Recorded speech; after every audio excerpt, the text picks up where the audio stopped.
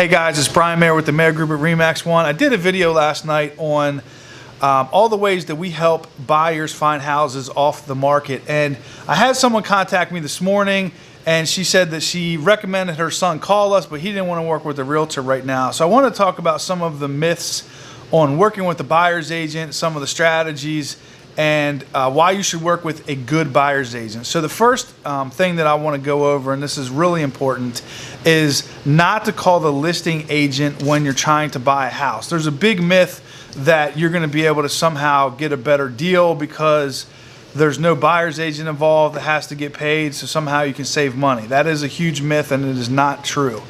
The listing agent has an agreement with the owner of the house to get paid to sell the house, and then they split their commission with the buyer's agent. So by you going directly to the listing agent, the first problem with that is, and this is the biggest problem, is they have a fiduciary responsibility to protect the financial interest of the seller at all times. So they are like the representation, the legal representation of that person. They will in no way look out for your interest, and you will actually have to sign the piece of paper that says that you're unrepresented. So now going over to the money, they're not going to give you any of their money, and they're not going to give the seller any of their commission just because you decided to come along without a buyer's agent. So that's a big myth, and it's also a terrible idea.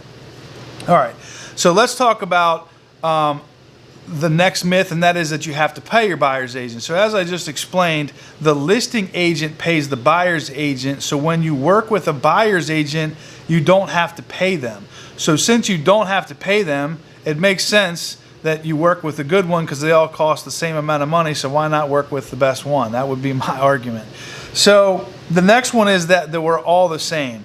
So the statistics are 87% of real estate agents get out of the business in 5 years, and that the average real estate agent does 5.6 transactions a year.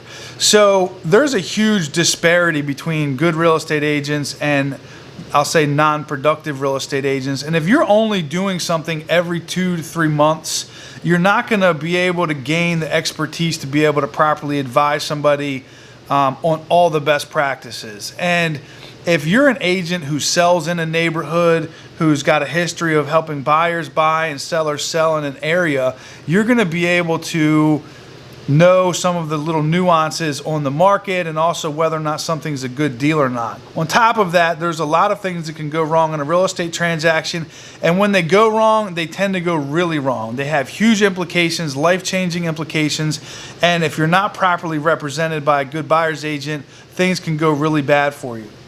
The next thing that I would say is that a lot of times people believe that they're locked into an agreement with that person no matter what. So a lot of real estate agents will actually show houses without a representation agreement. In those situations, that agent actually represents the seller, so they're not even representing you. That's not a good idea. And then in the buyer's agency agreement, there's terms on the cancellation. So in our agreement, you can get out of it, 24 hours or 48 hours. I can't remember what it says, but you're not locked in. If you don't want to work with us, we don't want to work with you. So we'll just, let you out of your agreement. And most agents would do that. So you're not locked in. It doesn't make sense to try to go it alone in this process. The next one is that we all have the same access, or that you have the same access as we as real estate agents do. What I find is a lot of people are going on all these different websites thinking they all have different things. Like I'll go on Redfin, then I'll go on Remax, and then I'll go on Zillow, and then Realtor.com, and then between all those, I'll find all of them. Most of those websites are getting aggregate from the MLS, and then as a real estate agent, we have access to some of the listings that are not on those websites that are coming soon that aren't aggregated out. And then also we have access to off-market properties that didn't sell, that we can go in and find them. And I'll do a whole nother video on that. But again, you don't necessarily have the same access. And the strategy on working with a real estate agent who finds you the house is we can go into an area within your search criteria and then send you every single house that's on the market. And we have the ability to set you up on a system that will notify you within either 24 hours or 15 or 20 minutes of all the houses hitting the market. So if you're in the market and you're looking for a good real estate agent, I would love the opportunity to earn your business. We'll help you find a great deal and keep you protected throughout the process. My name is Brian Mayer with the Mayer Group. Make it a great day.